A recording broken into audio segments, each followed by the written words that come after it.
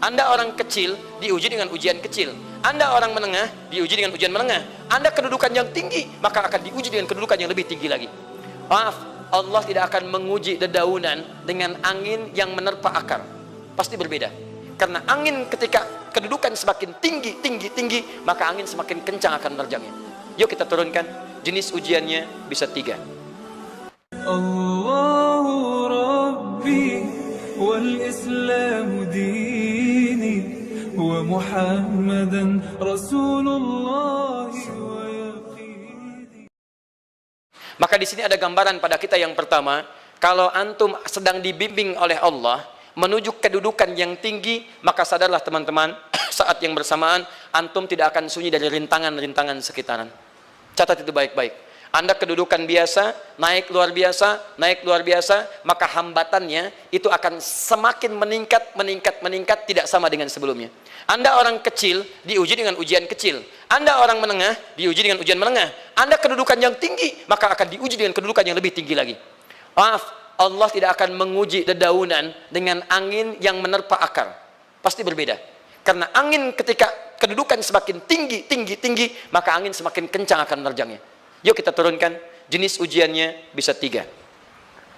Bismillah. Tenang aja mas ya. Antum lihat aja, tulis ya. Biar saya ngapus, insyaallah.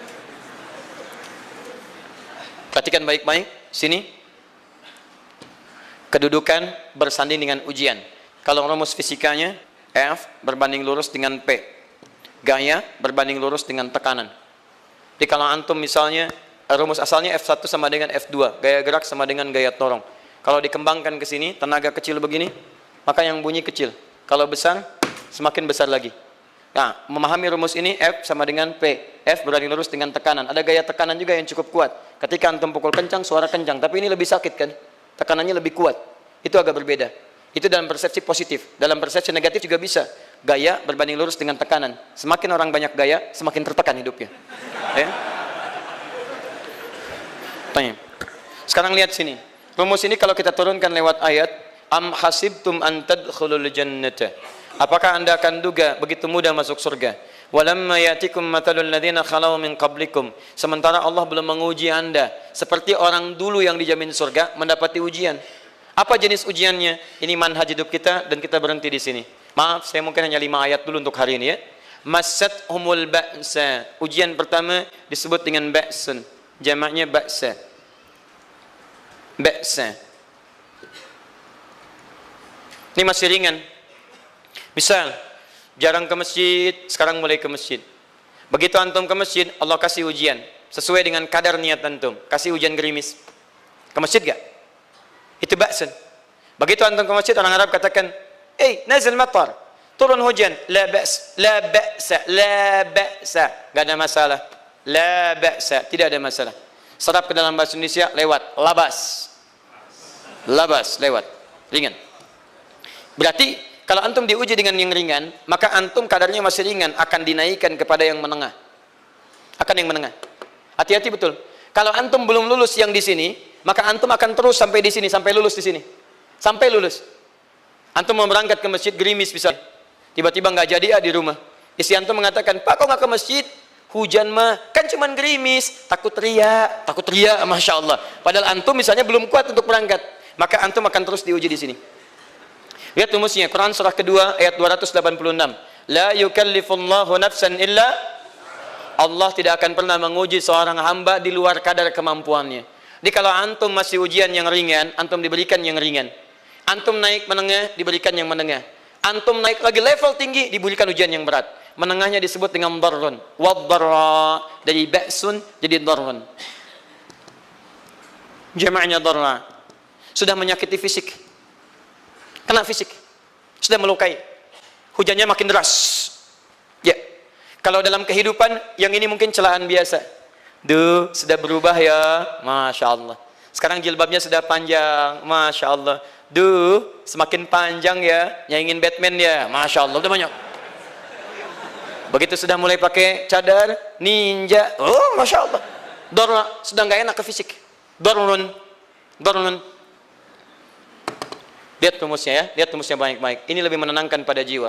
Ketika Anda dalam level-level seperti ini, Ini artinya Allah sedang menaikkan iman Anda dalam level yang lebih tinggi lagi.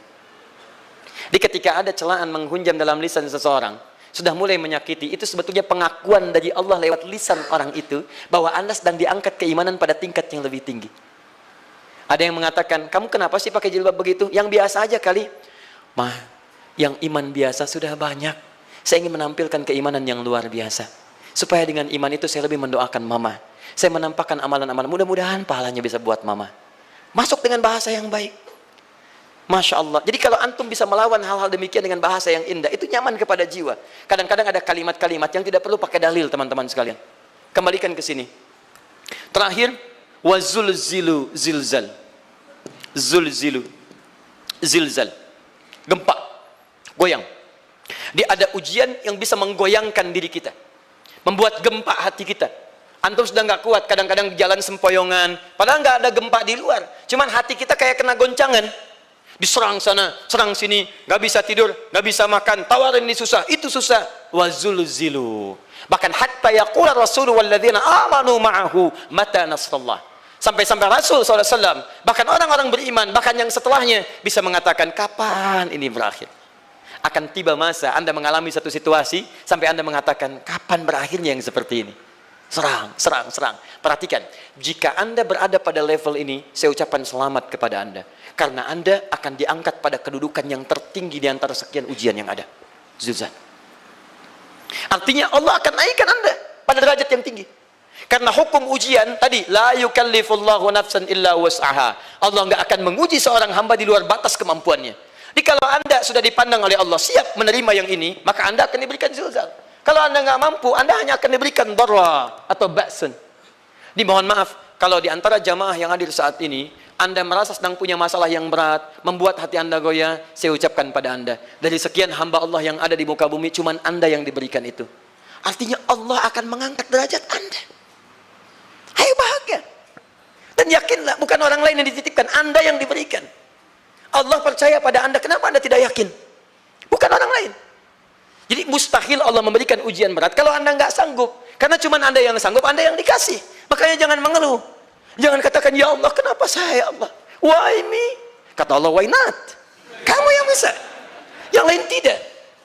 Dan tanpa harus Anda menuliskan status. Memang cuma saya yang sanggup. Oh, Masya Allah. Gak usah. Sadari. Kalau bukan sayang, Allah itu punya sifat adil. Gak mungkin menukar sesuatu di luar kadarnya. Antum tahu cicak? Halo? Jangan katakan wallahu alam, cicak. Cicak, baik. Bagaimana aktivitasnya? Merayap. Di mana? Dinding. Apa makanannya? Nyamuk. Nyamuk bagaimana aktivitasnya? Terbang. Pertanyaan saya, di mana keadilan Allah menjadikan makhluk yang merayap makanannya terbang? Kalau nyamuk masuk kategori pertama tadi, pintar dan tahu dirinya pintar, jadi mainan cicak.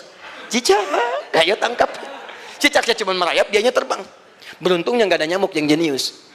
Tapi yang paling hebat, perhatikan bagaimana lisan orang tua kita menanamkan kalimat-kalimat untuk menanamkan tauhidullah subhanahu wa ta'ala. Cicak diam merayap. Perhatikan, yang Allah tuntut pada cicak, merayap kamu. Walaupun cuma diam-diam. Lihat baik-baik, diam merayap. Datang seekor, Masya Allah, ketika dia merayap, nyamuk datang. Lihat, bukan cicak mendatangi nyamuk, tapi nyamuk mendatangi cicak. Kalau cicak tidak merayap, mustahil nyamuknya datang. Allah hanya tunjukkan, kamu merayap ya, nyamuk datang. Sekalipun dia merayap, cuman diam-diam, nyamuknya datang. Jadi hukum Allah itu kalau dipatuhi, nikmat kehidupan. Cicak gak merayap, nyamuk gak datang. Cicak merayap, nyamuk datang. Datang seekor nyamuk. Setelah itu, silahkan. Ya. Jadi kalau kita teman-teman ikuti hukum Allah, mau berat, alhamdulillah. Mau ringan, alhamdulillah. Ya mau sedang, alhamdulillah. Begitu diangkat, artinya ada pengakuan dari Allah, iman kita akan diangkat.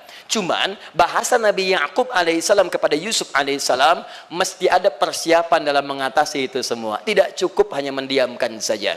Maka kata Nabi Ya'qub, jangan kisahkan dulu. Bikin dulu pemetaan-pemetaan untuk mudah mengatasi itu semua. Ini poinnya. Anda harus punya rencana.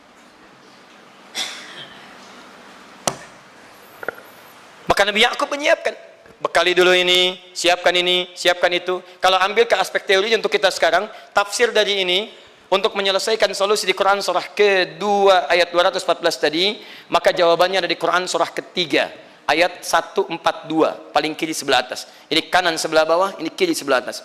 Dan awal ayatnya dibuka dengan kalimat yang sama. Perhatikan, Al-Baqarah ayat 214 kalimatnya menggunakan am hasibtum an tadkhulul jannah. Ali Imran 142 am hasibtum an tadkhulul jannah. Yang Al-Baqarah itu ujiannya, walamma ya'tikum mathalul ladzina khalau min qablikum masathumul ba'sa wad-dharra waz-zulzilu. Yang Ali Imran itu solusinya. Am hasibtum an tadkhulul jannata walamma ya'lamillahu alladzina jahadu minkum wa ya'lamas sabirin. Saya tutup sampai sini dulu. Teman-teman perhatikan, walamma, sedangkan Allah ya'lamillahu alladzina jahadu minkum, belum melihat kesungguhan Anda untuk mengatasi berbagai persoalan kehidupan itu. Kalimat jahadu, akar katanya dari kata al-juhdu. Serius. Sungguh-sungguh. Jadi kalau persoalan Anda ingin segera selesai, Anda mesti serius. Hei yang sedang kuliah, kalau mau cepat selesai kuliahnya, serius belajarnya. Pahami dengan baik. Kalau Anda nggak pernah serius, bagaimana bisa menyelesaikan pelajaran dengan baik? Hei yang sedang berumah tangga, kalau ingin baik rumah tangganya, serius dalam berumah tangga. Keluarkan hukum-hukum Allah, terapkan dalam kehidupan rumah tangga. Anda akan mendapatkan manfaatnya. Hei yang sedang berbisnis, serius dengan pekerjaan. Karena hanya orang serius yang bisa menghasilkan kekayaan-kekayaan yang terbaik. Serius dalam ibadah, karena ibadah melahirkan keberkahan dengan kekayaan yang Anda dapatkan dari titipan Allah Subhanahu wa taala. Ayo serius. Al-juhdu dibagi 3 bagian. 1, serius dalam merencanakan, disebut ijtihad namanya. Bikin rencana. Misal, maaf, tadi dalam keluarga, kalau diambil kedudukan Yusuf alaihissalam, antum tempatkan itu pada porsi pertama sebagai target. Misal, Yusuf diberikan kedudukan oleh Allah. Bagaimana anak saya punya kedudukan walaupun tidak sama dengan Yusuf alaihissalam? Cari, rencanakan, buat pemetaan. Di masa depan anak saya mesti punya kedudukan. Apa? Kalau dalam kedokteran, kedudukan dokter yang terbaik. Kalau dalam bisnis, pengusaha yang terbaik. Misal, kalau dalam pemerintahan, jangan tanggung-tanggung, jadi presiden, jadi itu. Anda turunkan kemudian pendidikannya dari situ. Ijtihad direncanakan, masuknya lewat sini, lewat sini, lewat sini, lewat sini. Seperti kemudian, maaf, Hannah dengan Imran rahimahumullah merencanakan hasil yang terbaik untuk Maryam, bahkan sejak dalam kandungan. Quran surah ketiga Ali Imran dari ayat 35 sampai 37, paling kiri pertengahan sampai bawah. Idz qalat imra'atu Imran rabbi inni nazartu, bahkan nazar.